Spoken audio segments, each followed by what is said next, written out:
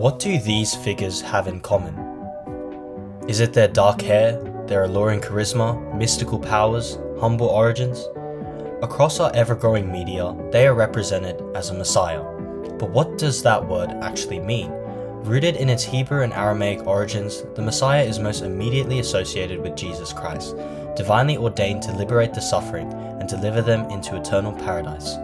His story has resonated across all of humanity, particularly for those crushed beneath the weight of oppression, who find in the Messiah a salvation, a way out, a means to an end. Yet in contextually shifting narratives, the Messiah is rarely so simple. What if messianic figures don't always possess ethical clarity? What if their intentions don't align with liberation? What if they are hesitant or even complicit in the suffering their rise enables? This poses a vital question. How does the representation of messianic figures in response to an oppressed universe shift according to changes in context and audiences? Across my chosen 3 texts, the messianic archetype undergoes a profound transformation from a morally ambiguous colonial instrument to a mythologized hero of pure resistance to a postmodern deconstruction, reflecting the ideological preoccupations of its context, revealing that the Messiah is never fixed, only ever a reflection of what an oppressed world most desperately needs to believe. This insight is deconstructed through a post-colonial lens in my canonical text, Frank Herbert's dystopian science fiction space opera Dune, 1965, remaining as one of the most politically thought-provoking novels throughout its many adaptations. Writing at the height of Cold War paranoia and Western intervention in the Middle East, Herbert was cynical of charismatic leaders and religious fanaticism, as he criticized JFK in his statement, "Yes sir, Mr. Charismatic Leader, what do we do next?" and we wound up in Vietnam. In short, don't trust leaders to always be right. Herbert crafts a sophisticatedly expansive universe to display an oppressed race who is colonized both spiritually and physically. Dune is set on a planet Arrakis, where the exhaustion of imperialism has enslaved the minds of the native people to a manufactured prophecy. Liberation cannot stem from within. Only a Messiah from an outer world can unify the collective grievances into a narrative of freedom and paradise, which Paul Atreides manipulates into religious devotion to enact personal vengeance on his murdered father, ironically exposing post-colonial criticisms. The Fremen already hold full capacity for liberation with or without a white savior. Arrakis is the center point of interest to the Empire, House Carino, because of a natural resource called spice. But why is spice so important? It is because spice allows for space travel, permitting intergalactic trade and commerce. Thus, the Empire dispossesses the Fremen of their land, whilst their most valuable resource benefits every imperial power but themselves, posing a great colonial critique and insight towards the illusions of the real world. Non-Western countries are stripped of their natural resources and face a destruction of their culture, livelihoods, and life purely for the fuel of Western economies.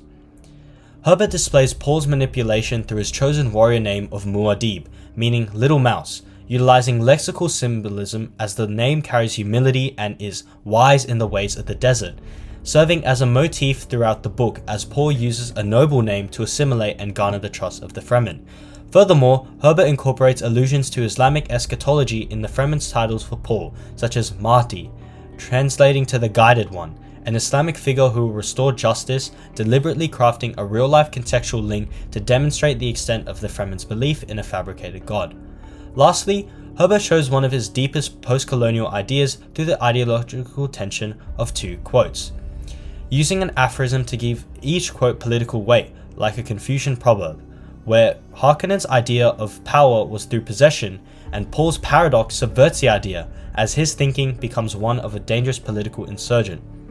Thus, post-colonial criticisms are evident throughout Dune, as it shows how an oppressed society's hope for liberation is manipulated by corrupt intentions, to show the devastating extent of imperialism as people's faith is stored in a false messiah who turns desperation into power. George Lucas's science fiction film Star Wars: A New Hope, 1977, is a direct manifestation of Dune that upholds insights of messianic figures and political criticisms through an oppressed universe, but challenges the message of Dune as it celebrates a messiah rather than exposing the dangerous nature of them.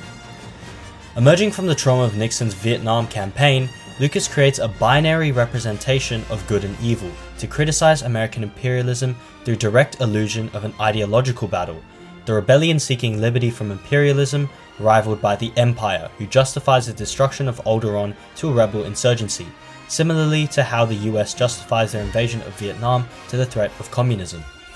As the Empire uses a planet-killing device called the Death Star, unlike Dune where there is ambiguity, the moral interrogation is straightforward, as we observe how political expression is silenced through the fear of annihilation. Yet despite the Empire's military competence, the irony of that one is in both of those, the little guys won. Right. And the big, highly technical empire, The English Empire. Right? the English Empire, the American Empire, Yeah. lost. Yeah.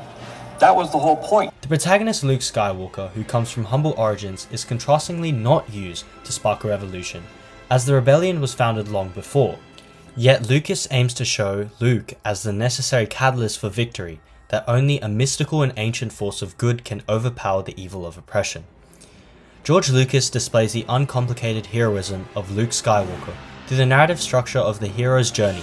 A humble farm boy receives a call to action to save a damsel in distress with the help of an old sage, who guides him to becoming a warrior who fights for good, with the use of an ancient and mystical power, and in the process he liberates the entire universe from an unsophisticated force of evil.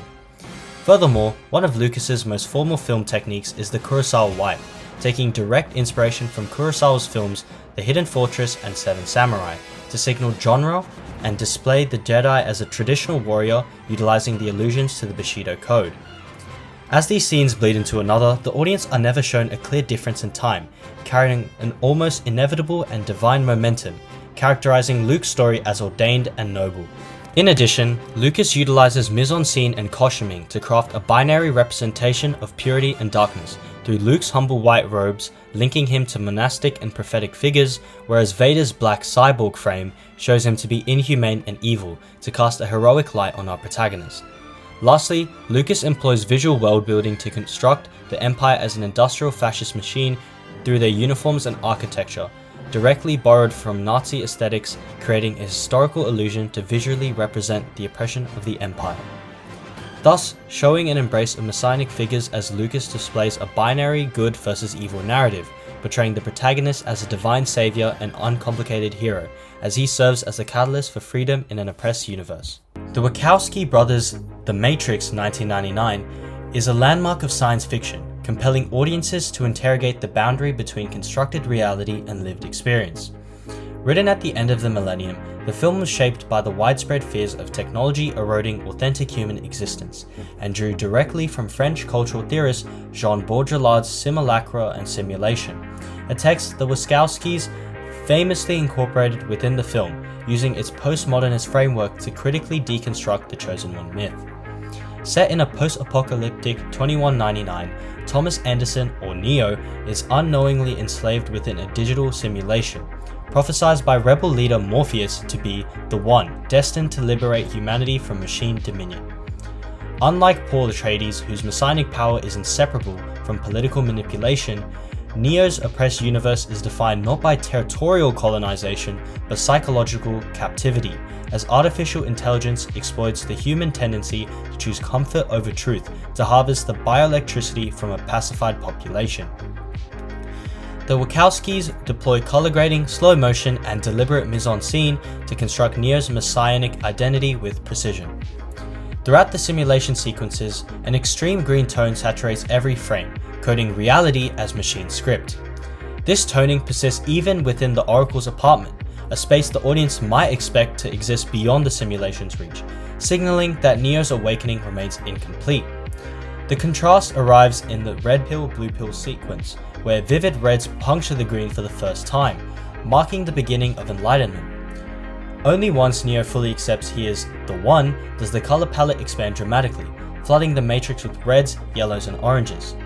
These warm tones signify the return of the organic into a mechanized world, that his acceptance has literally altered the simulation. Beyond color, slow motion in the bullet dodging sequence externalizes Neo's transcendence of physical law, making visible the moment the world begins to bend to his will. Equally deliberate is the costuming of the Taekwondo duel between Morpheus and Neo, where his white robes symbolize purity and prophetic authority and are worn inside a training simulation, a constructed world within the constructed world. The layering is pointed. Neo practices mastery over artificial reality, foreshadowing his eventual dominion over the Matrix, It is no coincidence that earlier he is referred to as his friend's Own personal Jesus Christ. The Matrix therefore appropriates Dune's foundational messianic framework, the reluctant prophet, the hidden power, the oppressed collective, while fundamentally opposing its moral complexity. Where Paul Atreides accepts the devastation his rise enables, Neo's liberation is rendered unambiguously redemptive, reflecting a late 20th century humanism that demanded heroes without compromise.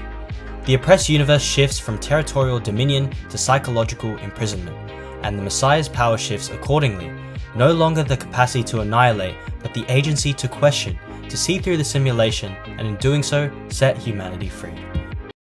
Amongst the literal parallels between these three texts, audiences are able to observe that an oppressor will always seek to gain political, psychological, or geological dominion over a society by controlling something, resources, fear, or the mind, creating grievances for the oppressed. Thus, humanity's hope for liberation from suffering is often stored in the faith of a Messiah to save them, as they possess some ordainment, divinity, or mystical power that will be the driving force for freedom. The representation of messianic figures shifts between text and context because each composes ideological movement, whether Herbert's Cold War anxiety, Lucas's post-Vietnam criticisms, or the Wachowskis' existential skepticisms, determines whether a savior is presented as a salvation or the most destructive source of political power in society. As such, messianic figures are consistently represented by oppressed societies as a bastion of hope to drive faith for rebellion against a colonization and shift according to the author's context, exposing differing religious ideologies suited to enlighten audiences on contextual criticisms.